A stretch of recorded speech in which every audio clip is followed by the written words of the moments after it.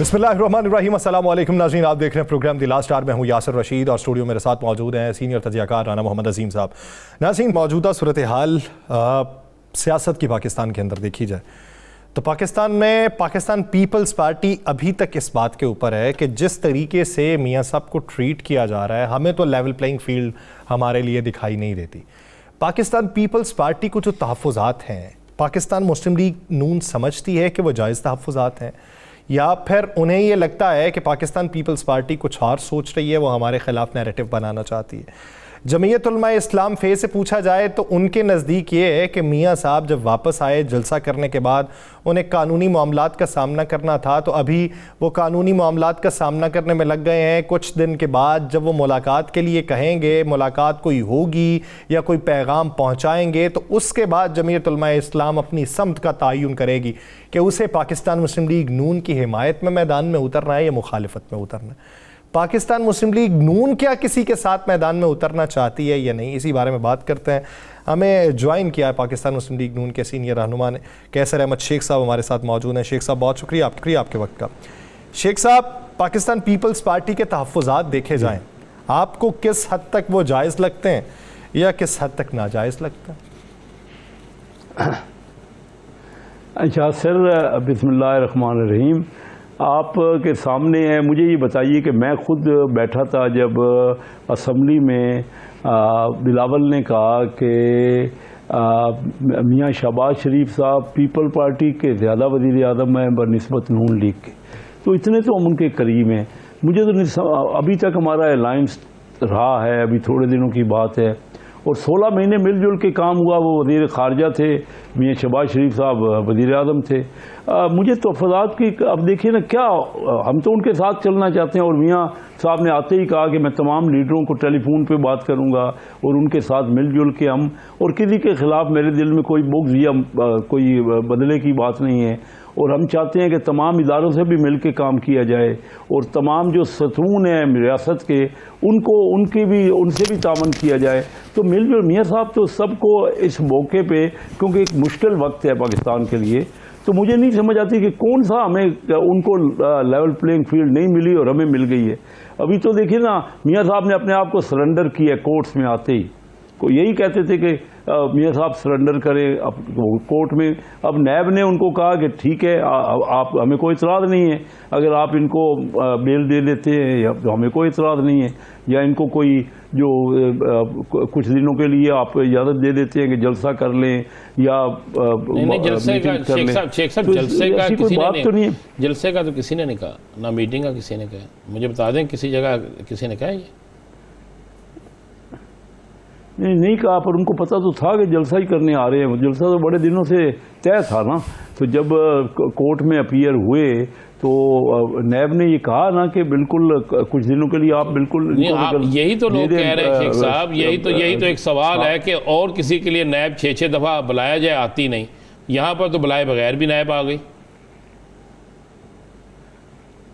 आ गई, लेकिन इससे पहले भी तो आप देख लीजिए ना कि कोर्ट्स में क्या होता रहा। यही हुआ ना कि ये आप उस चीज़ का बदला ले रहे हैं। पीटीआई के नहीं बदला नहीं ले रहे। मैं कह रहा हूँ हमारे यहाँ देखिए ना, ये किसके हम क्या कोर्ट्स की बात को तो मानते हैं ना सब। खुद तो पीटीआई और तमाम जमातें यही कहती हैं जो फैसला होगा अदलिया से वही सब माना जाएगा। तो इसमें तो मैं समझता हूँ ज़्यादा हमें बहस करनी भी नहीं चाहिए। अलाउ करें, सबको अलाउ करें, जो भी किसी कन्विक्ट है उसको अलाउ ना करें, जो कन्विक्ट नहीं है उन सबको अलाउ करें, और इलेक्शन सब मिलजुल के लड़े, सबको इजाज़त होनी चाहिए। ये तो मैं समझता हूँ कि अब सबका कंसेंसस बन रहा है। पीटीआई ये यूआई के फजल रहमान साहब ने भी यही कहा है कि मुझे अच्छा नहीं लगता कि मेरा मुखालिफ जो है वो जेल में हो और मैं जलसे कर रहा हूँ, ये उन्होंने भी कहा है। तो जो भी कन्विक्ट है ना उसका तो कोई इजाज़त नहीं है, कोई भी हो, और जो कन्विक्ट नहीं है उन सबको इलेक्शन लड़ना चाहिए फेयरली। अच्छा शेख साहब, आप क्या समझते हैं मियाँ साहब को अगर अदालत उनकी सज़ा मुअत्तल नहीं करती तो फिर सेकंड आपका उम्मीदवार कौन होगा, यानी कवरिंग उम्मीदवार प्राइम मिनिस्टर के लिए कौन होगा? देखिए, ये इसमें तो पार्टी ने फैसला करना होता है ना, मैं कैसे आपको बता सकता हूँ। जो भी फैसला होगा है उसके लिए मीटिंग होगी बाकायदा, और मीटिंग में उसका डिसीजन होगा। वैसे पार्टी के प्रेसिडेंट मियां शहबाज शरीफ साहब हैं, वो तो आपको पता है, और हमारे फार्मर प्राइम मिनिस्टर भी हैं, पार्टी के लीडर हैं। लेकिन ये सारी चीज़ें कैंडिडेट कौन होगा ऑफिशियली, ये तो मीटिंग के बाद तय होता है ना जी। अच्छा शेख साहब, क्या पहले भी कभी मीटिंग में ये चीज़ें तय हुई हैं? आपने खुद हमारे प्रोग्राम में कहा है हम तो थक गए हैं कि मीटिंग्स कोई हो उसमें हमसे राय ली जाए और राय हम दें, लेकिन मीटिंग्स होती नहीं। तो अब मीटिंग्स होंगी? ये तो मैंने अक्सर आपसे कहा कि मीटिंग होनी चाहिए, ज़्यादा मीटिंग होनी चाहिए।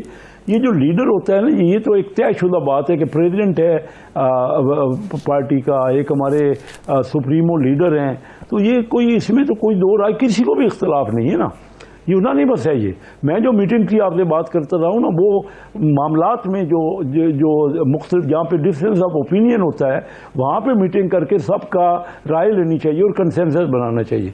मैं अक्सर ये, और बहुत ज़रूरी है ऐसी मीटिंग का होना, उनमें तमाम इन पॉइंट्स को इन तमाम पॉइंट्स को डिस्कस करना बहुत ज़रूरी है। तो मुल्क तभी आगे बढ़ सकता है ना जब ये तमाम चीज़ें थ्रेड बेयर डिस्कस हो, हर एक का डिफरेंट ओपिनियन हो, अगर किसी का है तो उसमें मुख्तलिफ राय अपनी अपनी राय दे सके कोई। बाकी ये जो लीडर है ना, ये तो तयशुदा बात है, सब ने यूनानिमसली चुना है। हमारे सुप्रीमो हैं मियां नवाज शरीफ साहब, और ख़ुद मियां शहबाज शरीफ साहब ने कहा है कि मेरे वो प्राइम मिनिस्टर हैं, और पार्टी के प्रेसिडेंट को इलेक्ट किया अभी रिसेंटली हमने मियां शहबाज शरीफ साहब को। शेख साहब, जिस तरह रवैया रवा रखा गया है शाहिद खकान अब्बासी साहब के साथ, उनको एतराज़ात तो बहुत हैं, तहफ़्फ़ुज़ात तो बहुत हैं, लेकिन जिस तरीके से चौधरी निसार साहब अलहदा हो गए, कोई मनाने भी नहीं गया, शाहिद खकान अब्बासी अलहदा हो जाएंगे, क्या कोई मनाने जाने की फ़ुर्सत उसे मिलेगी, या फिर यूं ही जो आपके ज़ेर सियासतदान हैं, पुराने जानिसार हैं, वो अलहदा होते रहें तो कोई फ़र्क नहीं पड़ता पार्टी को? चौधरी, ये अभी शाहिद खकान अब्बासी साहब लंदन में जाके मियां साहब से तफसील से मीटिंग करके आए हैं। मैं नहीं समझता कि वो अलहदा हो रहे हैं, कभी भी उन्होंने ये नहीं कहा।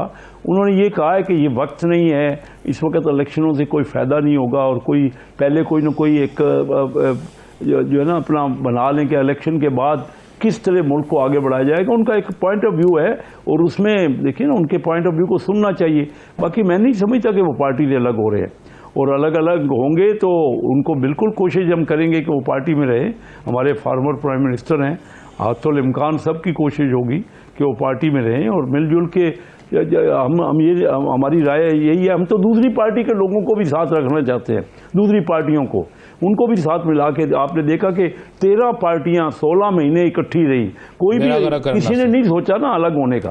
तो हमारी अपनी पार्टी का तो कोई, मैं नहीं समझता कि कोई हट रहा है पार्टी से। बहुत शुक्रिया कैसर अहमद शेख साहब इस हवाले से अपना वक्त देने के लिए। सियासी मंजरनामे पे मजीद बात करेंगे, एक शॉर्ट ब्रेक के बाद, कहीं नहीं जाएगा, स्टे विद अस।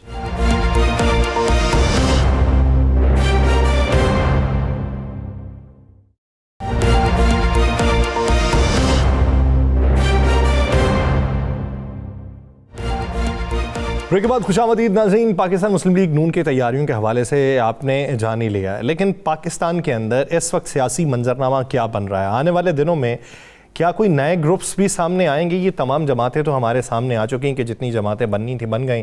वो एक जमात के बारे में जो बात चल रही थी वो अभी दिल्ली दूरस्त दिखाई देती है, लेकिन क्या ग्रुप्स कोई नए बन सकते हैं? IPP बन गई, PTI पार्लियामेंटेरियन बन गई, जो इत्तेहाद बनने थे उनके झुकाव देख लिए। राना साहब, आने वाले दिनों में सुनने में ये है कि किसी न किसी जमात का कोई बागी ग्रुप सामने आ सकता है। अब PTI के बागी ग्रुप तो हमने देख लिए जो जमातों के अंदर तब्दील हो गए। क्या ये PTI में से ही मजीद आएंगे या फिर PP, PMLN, JUIFA में से कोई आने वाला? देखिए जब यासिर साहब, अब आपकी जमात के अंदर से कोई ग्रुप आएगा। मेरी जमात का आपने पहले? मैं आपकी गलती से मुँह से निकल गया। मैंने कहा थोड़ा सा जोक करते रहा करें ना यार यासर। आप शाहिद खकान अब्बासी के साथ जो हुआ है और जो उसके साथ किया गया, आप अंदाज़ा लगाएं कि मुझे हंसी आई बड़ी अपने एक बड़े सीनियर शख्स की इस बात सुनकर। राना साहब जब उन्होंने कहा जनाब वो कोई केस खुले, और भाई जब केस खुले तो उसके बाद वो लंदन गए थे मियाँ साहब से मिलने, तो उस वक्त उनका लिस्ट में नाम नहीं था। और जब वो मियाँ साहब से वापस मिल के आए, जब उन्होंने जलसे जाने नहीं गए और उन्होंने बहुत सी ऐसे बातें कर दी, उन्होंने वाज़े तो क्लियर चीज़ें कर दी, तो उसके बाद अचानक उन पर एक ऐसा सख्त सा एक्शन शुरू हो गया है कि अब उन्हें मजबूर किया जा रहा है। शाहिदा खान नवासी ने अपनी एक टीम तो बना रखी है, उनके साथ लोगों की इज़हार हमदर्दी है, ना भी उसका ग्रुप होता तो लोग ये सोचने पर मजबूर है पार्टी के अंदर कि अगर शाहिदा खान अब्बासी के साथ ऐसा हो सकता है तो फिर मुझे लगता है बाकियों के साथ क्या होगा। अब यहाँ पे अभी हम किसी मुस्लिम लीग नून के किसी बंदे से पूछ लेंगे, उनसे कहेंगे, वो कहेंगे नहीं जनाब कानून, और कौन सा कानून बात कर रहे हैं आप, किस कानून की बात कर रहे हैं? क्या कानून में प्रोटेक्शन बेल होती थी? क्या कानून में अदालतें जो हैं वो अदालतों के अहलकार वहां पे आके आपके साइन अंगूठा करवाने के लिए आते थे? क्या ये सारा कुछ होता था?